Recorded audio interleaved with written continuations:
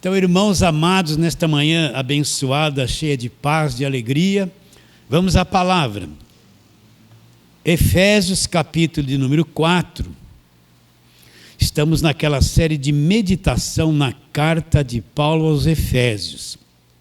Capítulo 4, e nós vamos ler do verso 1 ao verso 6. Efésios 4, versos 1 ao verso 6. Então leia e entenda.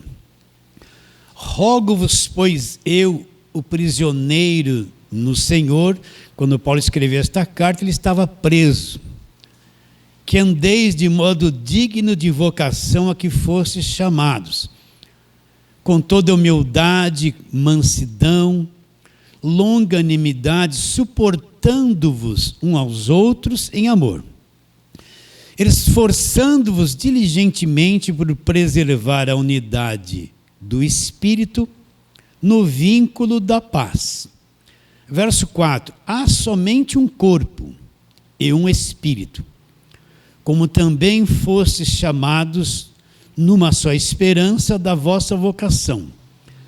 Há um só Senhor, uma só fé, um só batismo, um só Deus e Pai de todos, presta atenção, o qual é sobre todos e age por meio de todos e está em todos. Então nós estamos no verso 5.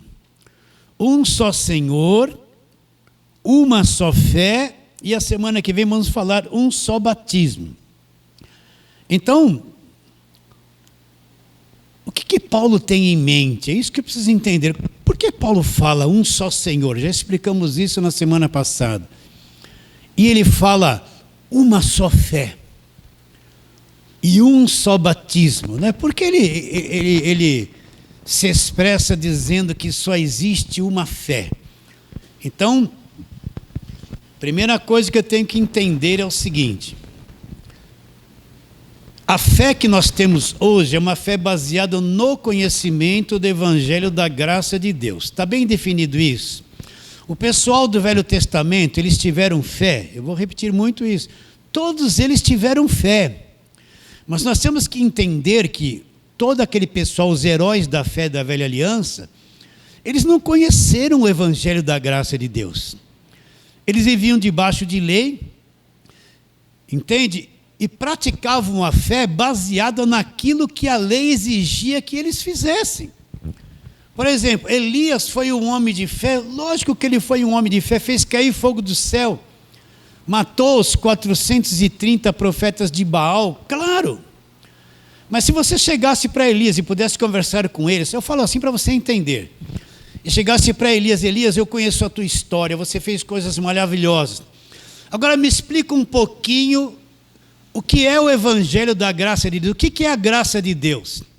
Ele ia olhar para você e estarrecido, ele ia falar assim: olha, eu venci os profetas de Baal, eu fiz cair fogo do céu, eu tive fé, mas esse negócio de Evangelho da graça de Deus e graça de Deus é uma coisa que eu desconheço. Por quê?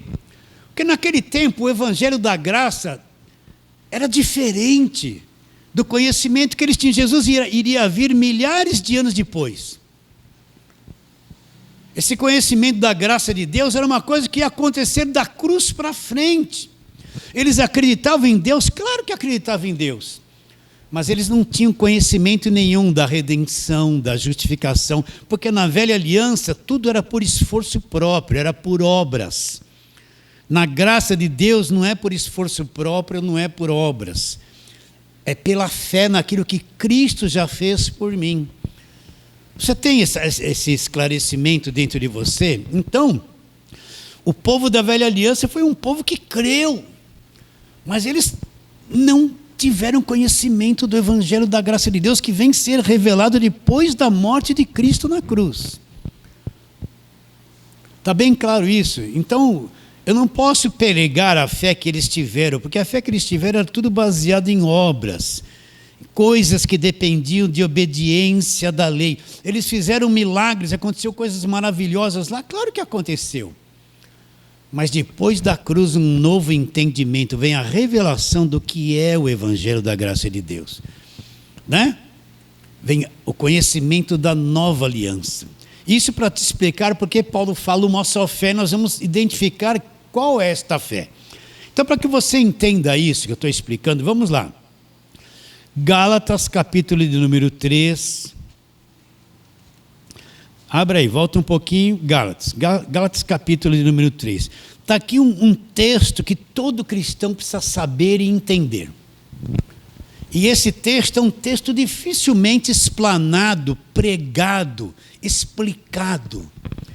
Então você sabe, carta de Paulo aos Gálatas, o que aconteceu com os Gálatas? Paulo foi para a região da Galácia, fundou igrejas.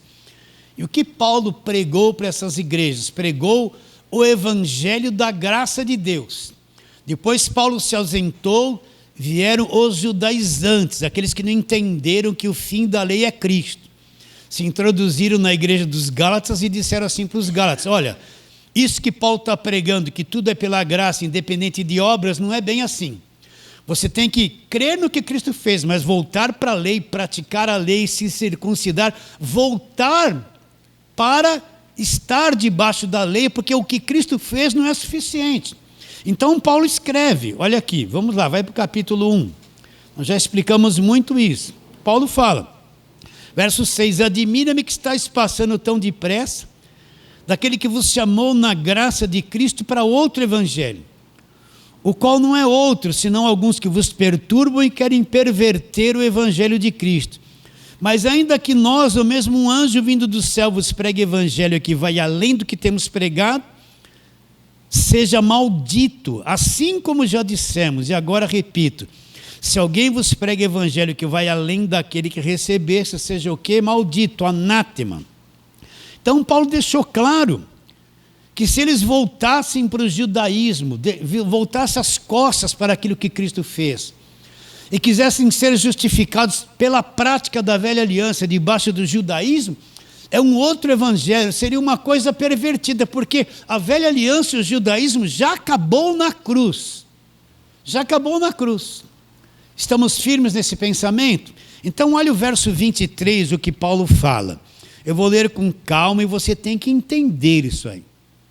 Tenho plena certeza que o Espírito Santo vai mexer com você, com a tua mente, e vai abrir o teu entendimento. Olha o que Paulo fala, explicando isso que eu acabei de explicar para você, para os Gálatas.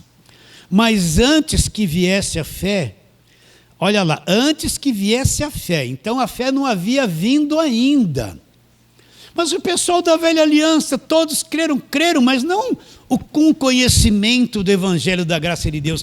Que fé é esta que estava para vir, que ainda não havia vindo? Olha que coisa interessante, tem que se pensar, tem que se enxergar isso aqui.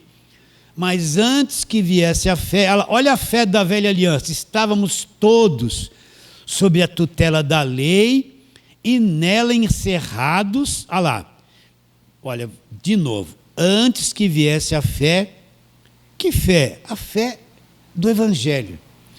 Qual era a condição daquelas pessoas? Estávamos todos sob a tutela da lei, debaixo da lei, com a mentalidade da velha aliança. E nela encerrados, estávamos presos pela mentalidade da velha aliança. Aí ele diz, para essa fé que de futuro havia de se revelar. Mas pastor, como assim? Antes que viesse a fé, estávamos com a mentalidade da lei, com a fé encerrados debaixo da lei. E uma fé no futuro havia de se manifestar. Uma fé do futuro, uma coisa que ainda não havia acontecido. Um conhecimento que ainda não havia chegado. Um entendimento que eles não tinham. Então Paulo está dizendo, antes que esta fé viesse, todos viviam debaixo da lei, com a mentalidade da lei, com a mentalidade do judaísmo, encerrados nisso. Aguardando uma fé, um conhecimento que viria no futuro. Viria no futuro? Não está escrito isso aqui? Você já ouviu alguém te explicar a respeito disso? Você já ouviu alguém da televisão que prega, que faz campanha, abrir esse texto e te explanar isso? Da igreja que você ficou anos, você ouviu alguém te explicar que uma fé de futuro havia chegado? que a fé passada seria encerrada. Acredito que se você não ouviu aqui, não que nós somos exclusivos, não somos, mas se você não ouviu isso, você ficou anos sem ter esse entendimento, encerrados numa fé ultrapassada da velha aliança. Então vamos ler de novo, olha, para ver, está escrito: mas antes que viesse a fé, estávamos sob a tutela da lei e nela encerrados, debaixo disso, para essa fé que de futuro havia de revelar-se, de maneira que a lei nos serviu de aio. Aio é um condutor. Deixa eu explicar o que é um aio. Por exemplo, a Sabesp manda água para a tua casa, vem pelos canos da rua, entra lá no seu relógio, do seu relógio lá, para dentro da tua casa tem um cano condutor. Dali vai se espalhar para todos os cômodos, pia da cozinha, pia do banheiro, tanque. Então tem um cano entre o relógio e a tua casa que é um condutor, que vai dirigir aquela água para todos os cômodos. O aio é justamente isso, a lei serviu de um condutor. A lei disse para nós: vocês não conseguem cumprir a lei, todos vocês estão debaixo de condenação. A lei disse para o judaísmo, todo o judaísmo não consegue cumprir a lei. Por isso que aquilo teve que ser encerrado na cruz. A lei foi um condutor que nos conduziu para uma coisa superior à fé em Cristo e o poder ser salvo de verdade. Porque pela lei, pela velha aliança, ninguém era salvo, porque ninguém conseguia cumprir a lei. É isso que Paulo está dizendo. Vamos ler agora com esse entendimento. De maneira, verso 24, que a lei nos serviu de aio, de condutor para nos conduzir a Cristo, a fim de que fôssemos justificados por fé. Mas tendo vindo a fé, então essa fé chegou. Essa fé que de futuro havia de se revelar, essa fé chegou, já não permanecemos subordinados ao aio, ao condutor, fomos tirados de debaixo da lei, pois todos vós sois filhos de Deus mediante a fé em Jesus Cristo. Então, quando essa fé de futuro chegou, nós somos tirados debaixo da lei do aio, e pela fé em Cristo nós somos feitos filhos de Deus. Então, recapitulando, vou ler de novo, eu quero que a tua mente seja preenchida por isso. Verso 23. Mas antes que essa fé, que vieste a fé, estávamos todos debaixo da lei, nelas encerrados, aguardando o quê? Esta fé que de futuro havia de revelar-se. De maneira que a lei nos serviu de condutor para nos conduzir a Cristo, a fim de que fôssemos justificados por fé. Mas quando essa fé chegou, mas tendo vindo a fé, já não permanecemos subordinados ao aio, não permanecemos mais subordinados à lei. Então essa fé chegou. Que fé é essa que chegou? Volta um pouquinho. O pessoal da velha aliança entendeu a justificação pela fé, a graça de Deus.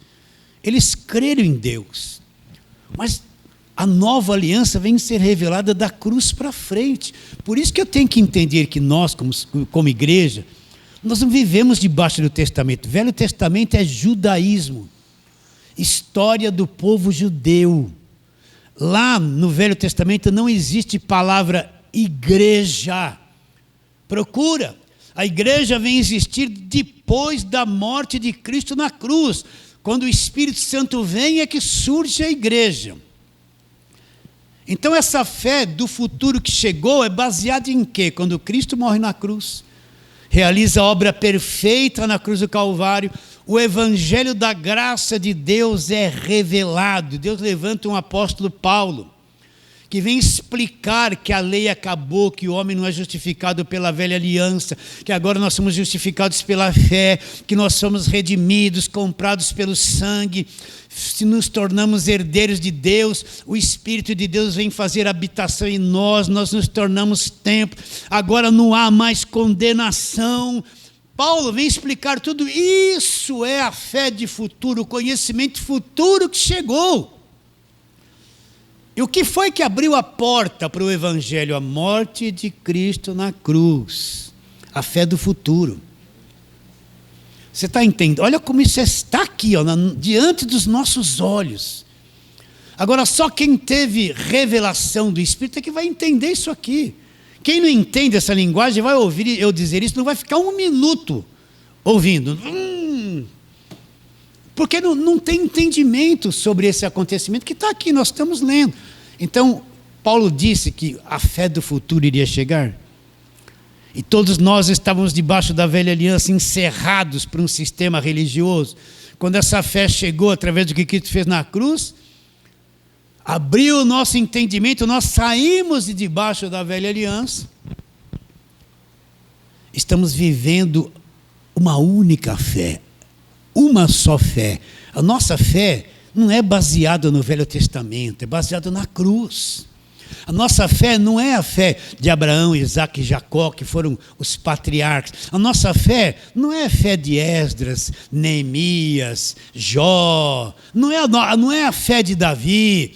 A nossa fé é evangélica, produzida pelo conhecimento do Evangelho. A fé que de futuro havia de chegar e chegou através da obra da cruz. Conhecimento que nós temos hoje, eles não tiveram no passado. Eles olharam o Messias que viria no futuro e ficaram naquilo. Nós temos depois da cruz. A palavra já se cumpriu, a palavra já está encerrada, completa. A revelação já veio, o Evangelho já é uma coisa explícita aqui e aqui. Então a fé de futuro chegou. Então nós que cremos hoje, nós estamos na fé produzida pelo Evangelho. Nada daquela mentalidade da lei se encaixa na nossa vida. Vocês estão entendendo? Agora essa fé produzida pelo Evangelho é uma fé de convicção. As pessoas procuram uma fé assim: eu quero sentir coisas, eu quero tocar, eu quero apalpar, eu quero sentir um calor, eu quero um arrepio, eu quero gritar, eu quero alguma coisa que faz eu chorar, eu choro. É maravilhoso, eu choro. As pessoas estão atrás, elas pensam que a fé passa pela nossa carne. Então eu quero chorar, eu quero arrepiar, eu quero sapato de fogo, não posso me controlar, eu quero... Queima, queima, queima. Sabe, eu quero uma loucura, minha carne quer tremer. Isso não é fé. A verdadeira fé do Evangelho, essa fé que chegou, é uma fé por convicção. Não é um sentimento, não é eu me sentir bem ou me sentir mal, não é porque eu senti um arrepio. Eu não preciso de música para me crer em Deus. Hoje em dia, se não tiver música na igreja, telão, sair fumaça, luzes, tchum, aquele show e muita música, a pessoa não gosta. Porque é tudo uma igreja emocional, quer sentir, antes de vir uma palavra, precisa cantar 100 vezes. Vai ter vitória, Deus vai fazer tudo por você, você vai alcançar, é sabor de mel, né? Tem que cantar 1001 coisa, mexer com as emoções da pessoa. Essa fé produzida pelo Evangelho não precisa de sentimento, não precisa de emoção, não precisa de grito, não precisa ver, não precisa tocar, não precisa palpar. Eu estou me sentindo mal, estou convicto. Estou doente, estou convicto do Evangelho. Não passa mais pelas minhas emoções. A verdadeira fé não passa pela minha carne. Não é uma questão de sentir coisas. É uma questão de convicção, de um entendimento que Deus me deu, é a fé do futuro, entendimento que Deus me deu a respeito do Evangelho. Eu sou convicto que fui liberto do império das trevas, convicto que sou salvo, convicto que sou filho de Deus, convicto que fui justificado, convicto que não se perde a salvação. Eu sou convicto, mesmo me sentindo mal, com dor de barriga, com dor de cabeça. Isso não altera a minha convicção, porque eu não vivo por emoções, não vivo por sentimentos, não dependo de música para me alegrar. Eu sou alegre porque eu tenho convicção da verdade do Evangelho. Não preciso me alegrar com música. Se eu estiver numa reunião que não tem música nenhuma, eu estou igual. E se cantei muito, eu não fui alterado, porque eu sou convicto. Vocês estão entendendo? Uma única fé. Fé que vem pelo conhecimento. Romanos 10, 17 diz o que? A fé vem pelo ouvir. Ouvir a palavra de Cristo. Repare bem que Romanos lá está assim, não está assim palavra de Deus. Está assim, palavra de Cristo. Então, eu vou falar a mesma coisa. A fé é produzida pelo conhecimento. Conforme eu vou conhecendo o Evangelho, ele vai despertando a fé em mim. A convicção vem por conhecimento da verdade. Então eu vou ouvindo o Evangelho. Não é aquela mentalidade da velha aliança, ficar com aquela cabeça de fé do Velho Testamento. Não é isso. Eu vou ouvindo o Evangelho da graça de Deus, ouvindo, vai vindo uma convicção. Essa convicção vai despertando a fé. Fé e conhecimento andam juntos. Não vem dizer que a pessoa tem uma grande fé e conhece isso aqui do Evangelho. Não tem grande fé. A fé dela é emoção, é ilusão, é fé emotiva. Na hora do vamos ver, que ela estiver em crise, ela não crê em nada, vai se afundar, porque ela não crê em nada. Ela vai descobrir que a fé dela era uma ilusão, era um sentimento, era uma emoção. A fé dela se manifestava só quando ela cantava. Nada mais que isso. Vocês estão entendendo? O que é fé? Eu aprendi o Evangelho. O Evangelho gerou em mim uma convicção que ninguém tira. Ninguém tira. Eu posso me sentir bem, me sentir mal, e a maior parte, às vezes a gente se sente mal. A fé verdadeira não precisa ficar tocando, apalpando, ouvindo, vendo. Nós vamos ler agora algumas coisas sobre isso. Não precisa de nada dessas coisas. Eu conheço o Evangelho, produziu em mim uma convicção. Eu estou forte no espírito, na carne fraco. Eu entendo que eu creio, uma só fé, ninguém me arranca de nada disso. Então vamos para a palavra? Vamos trabalhar nisso aqui. Agora, se você está em Gálatas, volta um pouquinho. Vamos lá para a segunda carta de Paulo aos Coríntios. Capítulo de número 4. Eu deveria ler desde o 16, mas eu vou ler, tem que ser mais, vou ler desde o 16, mas é o verso 18. Abra aí, acompanhe direitinho. Por isso não desanimamos, pelo contrário. Mesmo que o nosso homem exterior se corrompa, olha os dois homens aqui. Contudo, o nosso homem interior se renova de dia em dia. Olha o homem exterior, o que ele enfrenta. Porque a nossa leve e momentânea tribulação produz para nós eterno peso de glória acima de toda comparação. Olha a verdadeira fé está aqui. Não atentando nós nas coisas que se veem, mas nas que se não veem. Porque as que se veem estão sujeitas ao tempo, são coisas visíveis, são temporais. Mas as coisas que não se veem são eternas. Eu não vejo que eu fui salvo, mas aqui dentro eu tenho convicção.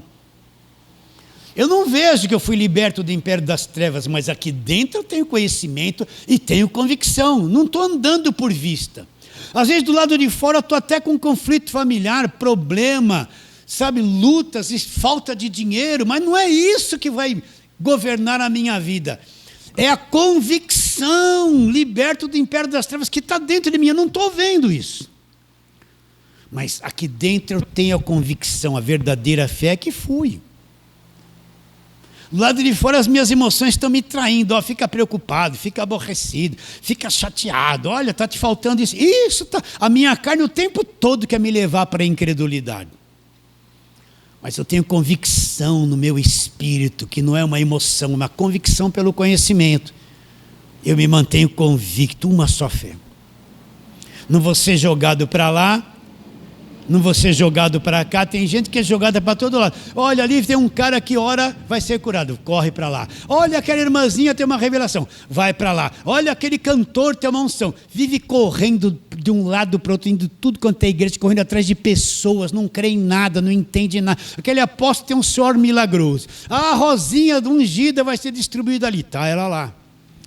Essa pessoa não crê em nada, ela está perdida, está rodando, sem sentido. Sabe por que ela faz isso? Porque não tem conhecimento. Não atentando nós nas coisas que se veem, mas nas que se não veem, né? Você está numa luta exteriormente, mas aqui dentro você tem convicção, tem fé. A tua carne fala assim, olha, isso é um processo. Vai, reclama, briga, fala, vai ficar quieto. A luta vem, vocês estão entendendo? Entende esse processo, você enfrenta isso. Mas lá dentro, eu acredito, estou na fé. Não vou cair na carne, obedecer à carne, me sujeitar à carne, porque a carne caminha para a morte, a carne traz morte, corrupção, sempre confusão.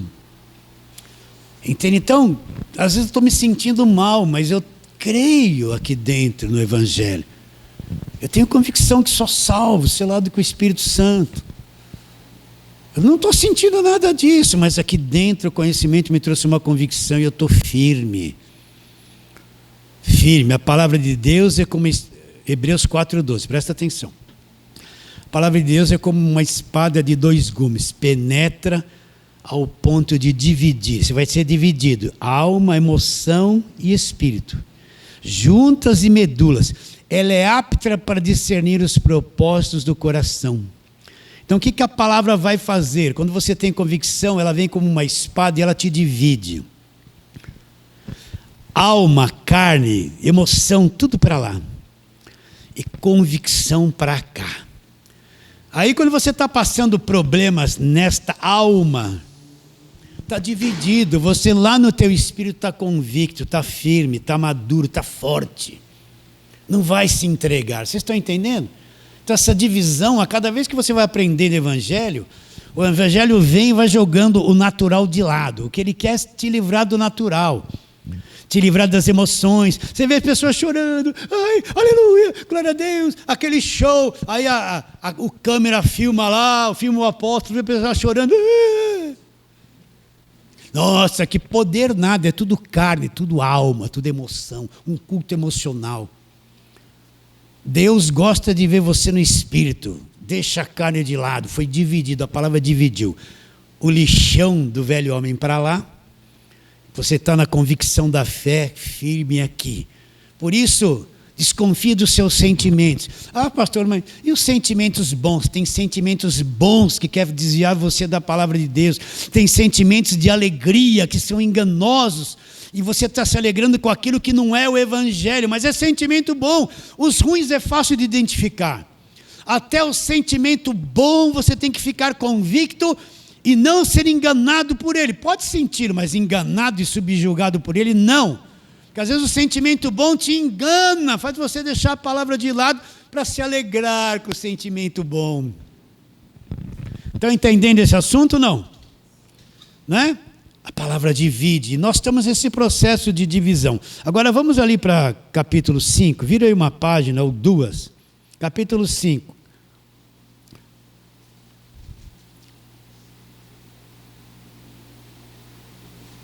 Versos 6 e 7. Temos, portanto, sempre bom ânimo, sabendo que enquanto no corpo estamos ausentes no Senhor, visto que andamos por fé e não pelo que vemos. Entretanto, estamos em plena confiança, preferindo deixar o corpo e habitar com o Senhor. O que Paulo está dizendo? Para a gente ter bom ânimo. Enquanto a gente está nessa carne, é como se Deus estivesse ausente. A nossa carne trabalha o tempo todo, te levando para a incredulidade o tempo todo. Você quer ver como a carne faz? Vai, você acorda de manhã e tal, abrir o celular, está lá uma notícia política. Ou mentira ou verdade. Aí você lê aquilo, se for negativo, a tua carne vai pegar ali um negativo, você já vai passar aquele dia com aquela coisa negativa na cabeça. Vai ou não vai? Você fica no celular lendo tudo contra o governo, tudo a favor do governo, é melhor dar um tempo.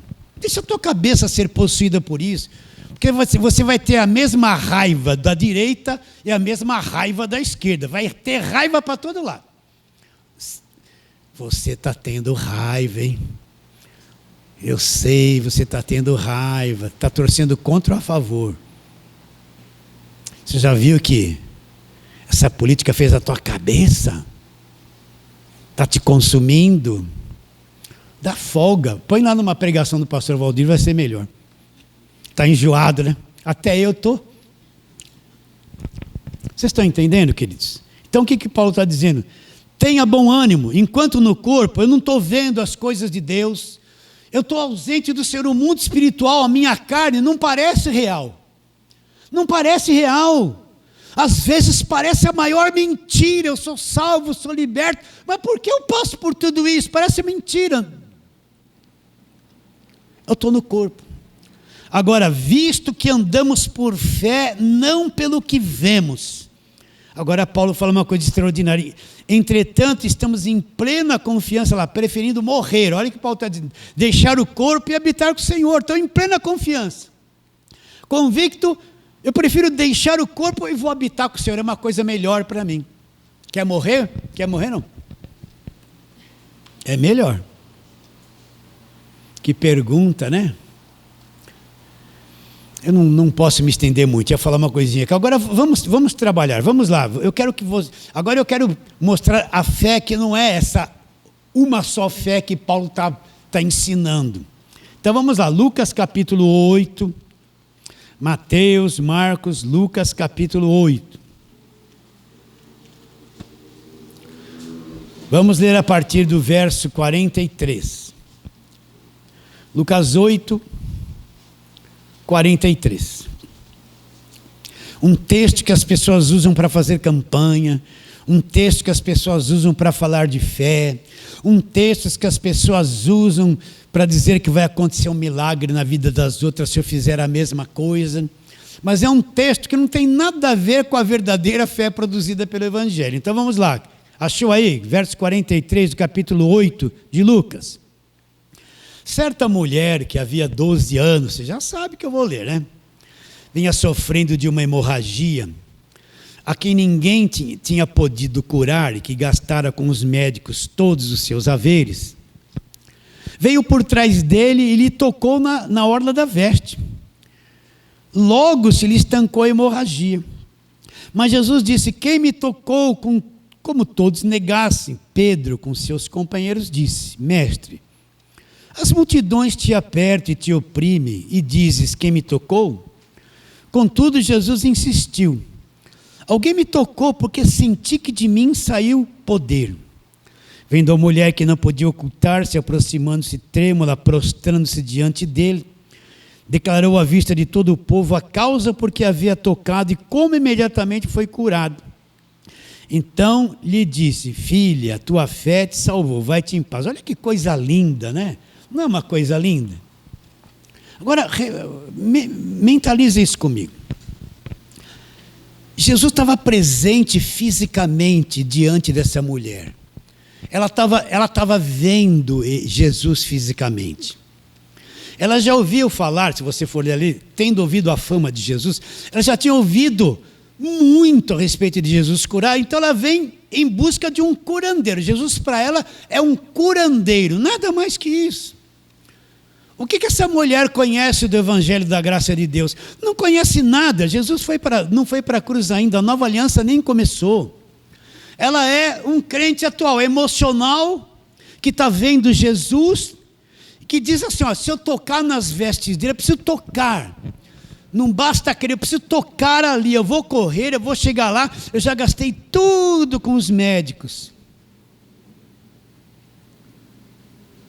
Já estou enfraquecida há 12 anos com essa doença, mas se eu tocar, eu estou vendo ele, é agora. Essa fé que Paulo está pregando? Não. Essa mulher teve fé do entendimento dela, vendo Jesus. Vendo. Vocês estão vendo a diferença? Então ela vendo Jesus, acreditou, foi lá, tocou nas vestes e foi curada. Uma fé emocional, ela estava vendo Jesus, tinha ouvido a fama dele, eu vou até lá, vai acontecer, muito, muito elogiável, muito bonito, uma fé de tocar. E se ela não tivesse conseguido tocar na veste de Jesus, não teria recebido nada, porque ela só acreditaria se tocasse lá, vendo Jesus. Então, a maior parte das pregações de Mateus, Marcos, Lucas e João, você pode ver, quando se prega que vai acontecer um milagre na tua vida, é uma fé antes da cruz. É uma fé onde Jesus tocava nas pessoas, punha lodo nos olhos do cego, tocava no leproso, as pessoas queriam tocar nele porque saíam. Era uma fé onde eles estavam vendo Jesus pessoalmente, andando por vista, vendo, presenciando o milagre acontecendo. Uma fé emocional, uma fé ver para crer, a fé de Tomé, ver para crer. Mas não é essa fé que Paulo está dizendo, uma só fé. Então você vê um monte de... Eu mesmo no passado já preguei essa mulher de fluxo de sangue umas 100 vezes, não entendia. Então falava, estenda a mão, na hora do culto eu falava assim, estenda a mão agora em nome de Jesus, rabaxabalabachandalabacaia. Todo mundo já... As irmãs... É agora, receba a cura, irmão, receba, é agora, Senhor Jesus, em nome de Jesus, vai tocando, vai tocando, vai tocando, vai fazendo, vai tocando, você não... Vai Jesus, dando ordem, ele meio empregadinho, tá bom, mas eu mandando nele, e vai, em nome de Jesus, receba, tudo lá. Você já não participou de campanha que fazia tudo isso? Uma fé antes da cruz sem conhecimento do Evangelho. É lindo isso aqui, lindo. Mas a maior parte que as pessoas pregam hoje nas igrejas que fala de cura, principalmente os mentirosos da televisão, eles vão usar esses textos assim, e vão dar pedacinho de tecido que fala que é veste de Jesus, e vão dar uma aguinha que fala que é água do Rio Jordão, e vão dar um frasquinho que tem sangue, suco de uva, né? Já falei que é o sangue de... Vão dar uma rosinha ungida, vão dar um cordãozinho, vão dar uma fitinha do Bonfim. Ah, não é fita do Bonfim, é fita de Jesus que vai enrolar no braço e quando quebrar o milagre vai acontecer. Uma fé levando as pessoas a ficar acreditando em coisas inanimadas, coisas mortas, que não têm vida. Essa gente está com esse tipo de fé antes da cruz, quer tocar coisas, quer coisinha ungida, quer um olhinho na testa, quer um pastor pondo a mão na cabeça, eu quero sentir, eu quero ver, eu quero isso, eu quero aquilo, estão correndo atrás do vento. Essa mulher teve fé sem conhecimento do Evangelho, ela estava na presença de Jesus, não sabia nem quem ele era. Jesus para ela era um curandeiro e nada mais, que ia resolver o problema dela, e resolveu. A pergunta é de novo, ela tinha algum conhecimento sobre justificação, redenção, filiação? Não conhecia nada disso, libertação do império das trevas, não sabia nada disso. Vamos um pouquinho mais para frente. Tá, vamos abrir só em Lucas agora volta no capítulo 6. Vamos lá, capítulo 6 de Lucas.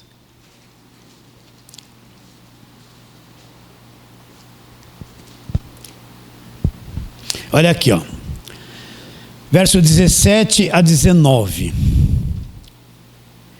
E descendo com eles, parou numa planura, onde se encontravam muitos discípulos seus e grande multidão do povo. O povo estava atrás do curandeiro, indo atrás de Jesus. Queria resolver problema, queria ver Jesus, queria tocar nele. Toda a Judéia e Jerusalém do litoral, de Tiro e de Sidom, que vieram para o ouvirem e serem curados de suas enfermidades. Também os atormentados de espíritos imundos eram curados. Agora o verso 19. Todos da multidão procuravam tocá-lo, porque dele saía poder e curava todos. Então uma multidão de todos os lugares. Jesus está lá. Essa multidão quer cura, libertação, mas só que elas querem tocar nele, elas estão vendo ele, não estão andando por fé, estão andando por vista, e querem tocar nele, porque dele sai a virtude. Quem pisou aqui na terra, que as suas vestes saia a virtude? Essa gente na televisão é tudo mentirosa, esse suor de apóstolo, camisa do apóstolo, isso é tudo uma idolatria, esses caras não fazem milagre nenhum, não tem virtude nenhuma. O único que pisou na terra, que foi perfeito, que saía virtude se alguém tocava nele, foi Jesus Cristo e ninguém mais. Agora, por que aquela multidão estava lá? O que essa multidão que queria ser curada e liberta conhecia do Evangelho da graça de Deus? Não conhecia nada, eles viam Jesus, ficavam loucos. É agora que eu vou ser curado, eu preciso tocar nele, vai sair virtude, eu preciso tocar, preciso sentir, preciso ver. Isso aí não é andar por fé, é andar por vista. Andar por vista, quer tocar, quer sentir. Então, qualquer pastor, olha, se vier um pastor, está aqui meu óculos, arrumar 2.000 armaçãozinhas dessas, assim, olha, vou dar sugestão, quem sabe na televisão eles vão fazer. Arrumar umas 2.000 armaçãozinhas dessas e falar assim: você que tem problema na vista, eu subi no monte, eu ungi essas armações de óculos. Você que der R$1.000, olha, talvez vamos começar com 2.000, depois 1.000, depois 800, depois 500, depois 300, depois 100, depois até as moedinhas. Não é assim que eles fazem? É assim. É assim. Então, se ele vier numa cadeia nacional que tem aí, né, e falar que ungiu e disser que alguém, quem der a sua oferta e pegar a essa armação, pode pôr qualquer lente, vai enxergar, vai ser curado o astigmatismo, miopia, em nome de Jesus. Aí ele vai orar no final: sai astigmatismo, sai miopia, né? Uma multidão vai lá e vai agarrar isso aqui, vai pagar e vai acreditar que vai acontecer. Porque eles não conhecem o Evangelho. É essa fé que essa gente prega, que eles querem. Não é a fé do conhecimento do Evangelho. Uma única fé que Paulo fala que é a fé do Evangelho. Não é, então essa multidão queria tocar nele, porque ele estava ali presente, ninguém cria em nada, queria tocar, porque essa é a virtude dele. Está vendo a diferença? Eu não estou nem falando do lado do pessoal da Velha Aliança, estou falando só de Mateus, Lucas e João. Vamos lá, agora vamos para Lucas 13, vai um pouquinho para frente.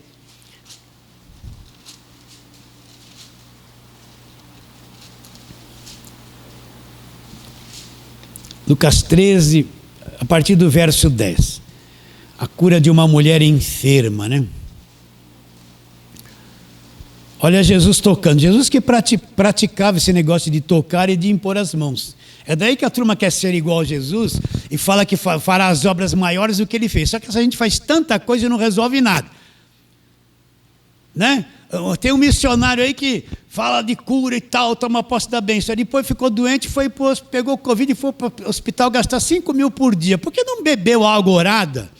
Que ele estava distribuindo para o povo que tinha Covid, e para ele não resolveu a água orada que ele mesmo pregava, gente.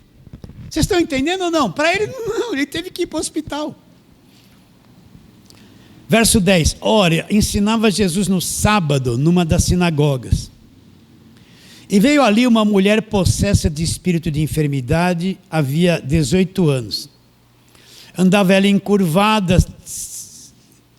sem de modo algum poder endireitar-se. Vendo-a, Jesus chamou e disse: mulher, estás livre da tua enfermidade.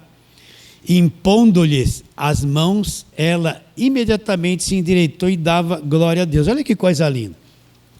Jesus impunha as mãos, Jesus tocava dele. Presta atenção, dele saía a virtude. Ele era Deus homem. Deus em forma de homem, ele tinha virtude, ele podia fazer isso, a pessoa crendo ou não crendo, é ele que vem pôr as mãos e tocar. Agora, olha o apóstolo Paulo, as cartas do apóstolo Paulo. Paulo nunca pregou cura instantânea. Não estou sendo incrédulo, Deus pode fazer cura instantânea, é claro, mas Paulo nunca fez campanha, nunca pregou cura instantânea, nunca distribuiu água, nem óleo, nunca praticou nada disso. Lá em Atos, os fanáticos pegavam a roupa dele. Ele não levantava a roupa e falava assim: te consagro roupa, agora leva para fazer milagre. Não, os fanáticos pegavam a roupa dele. E a roupa levava benefício para as pessoas, mas ele nunca orou por roupa, nunca fez nada. Olha, leia as cartas de Paulo, ele nunca falou sobre ser curado instantaneamente, campanha disso, pegar coisa orada, Deus está nisso. Não, ele pregava o Cristo crucificado.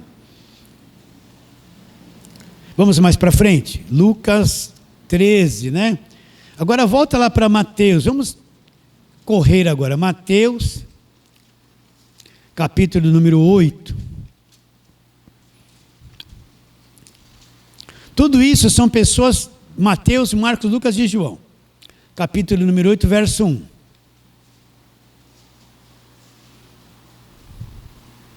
Vou ler. Ora, descendo ele do monte, grandes multidões o seguiram. Eis que um leproso, tendo se aproximado, adorou, dizendo: Senhor, se queres, pode purificar-me. E Jesus, olha lá, de novo, e Jesus, estendendo a mão, tocou-lhe, dizendo: quero, fica limpo. E imediatamente ele ficou limpo da lepra. Esse leproso vem, adora e faz uma oração: se o Senhor quiser, pode purificar.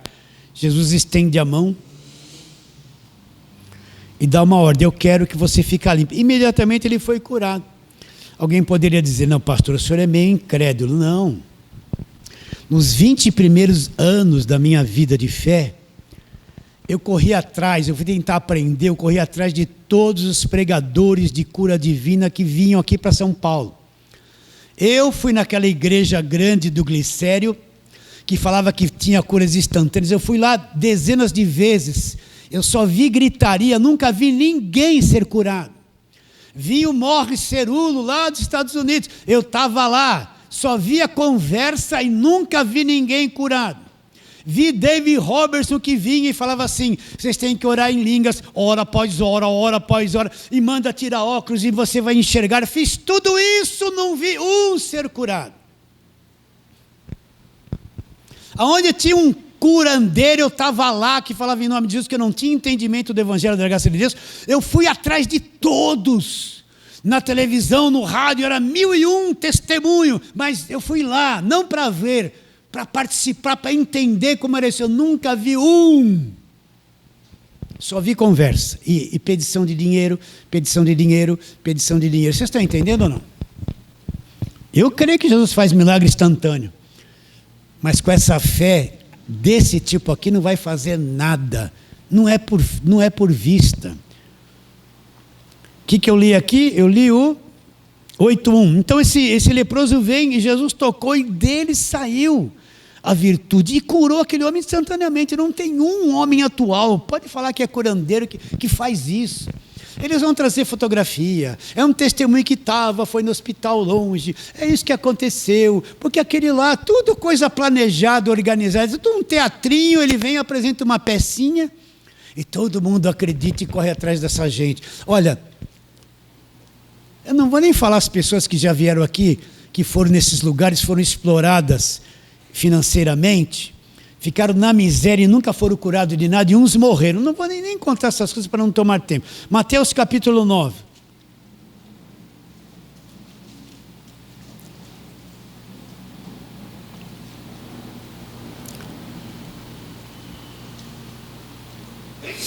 A partir do verso 27.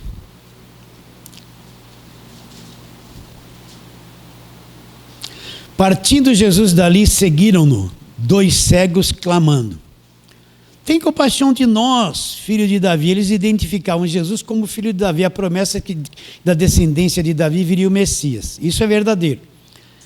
Tendo ele entrado na casa, aproximando-se os cegos, e Jesus lhes perguntou: credes que eu posso fazer isso? Responderam-lhe: sim, Senhor. De novo, então lhes tocou os olhos, dizendo: faça-se-vos conforme a vossa fé.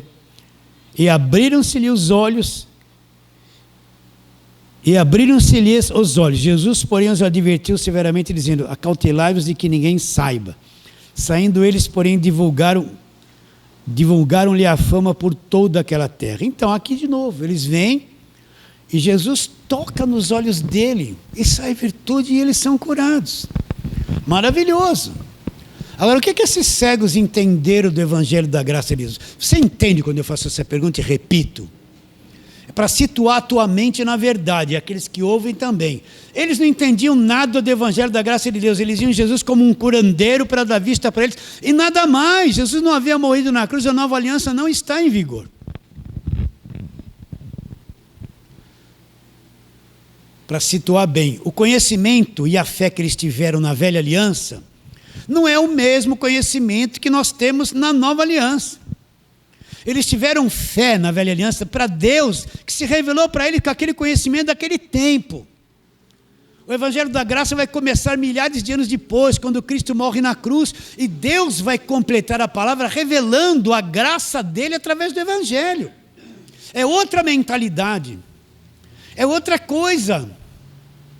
Que fé que nós vivemos? Nós não vivemos na fé do Velho Testamento, que era baseada em obras da lei. Nós temos um outro conhecimento, nós vivemos na fé baseada na nova aliança, na obra de Cristo na cruz, e nada mais que isso. E ninguém nos tira disso.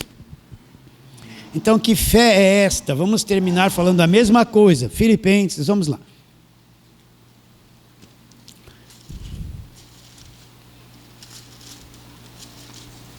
Filipenses, capítulo de número 1.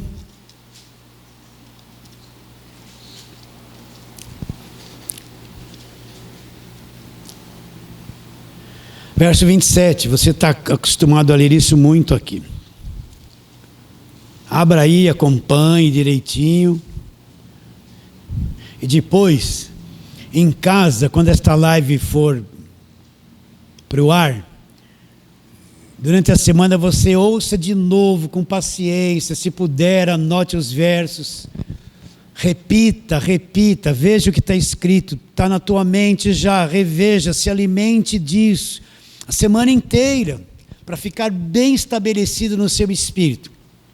Verso 27, vivei acima de tudo, por modo digno de modo digno do Evangelho de Cristo, para que eu indo ver-vos ou estando ausentes, ouça no tocante a vós outros que estáis firmes, em um espírito, como uma só alma, lutando juntos.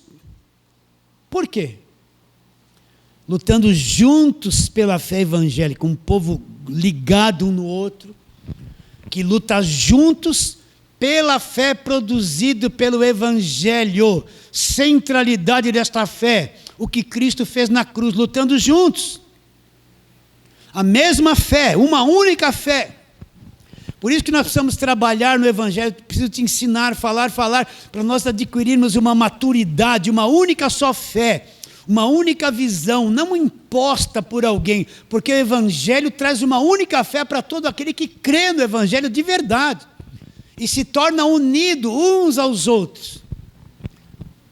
Pastor, quer dizer que só nós aqui somos unidos? Não, na internet tem dezenas e centenas de pessoas que estão unidas a nós, com essa mesma visão, essa mesma compreensão, fazem parte de nós no Espírito, mas nós nunca vamos ver, porque estão em outros países, até outros estados, mas estamos com a mesma fé, uma única fé.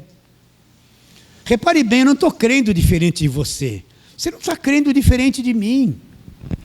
Vai em outro ministério, cada um tem uma cabeça para um lado, outra cabeça para o outro, um revela uma coisa, outro revela para lá, aquela revela para lá, é uma confusão. Ninguém sabe ao certo em que crer. Uma hora a campanha para aquilo, outra hora a campanha para isso, e a pessoa está rodando, não tem uma fé. Ela é levada por qualquer coisa que eles vão aprontando, mostrando e impondo na cabeça delas. Então essa fé é uma fé produzida pelo Evangelho. Entende ou não?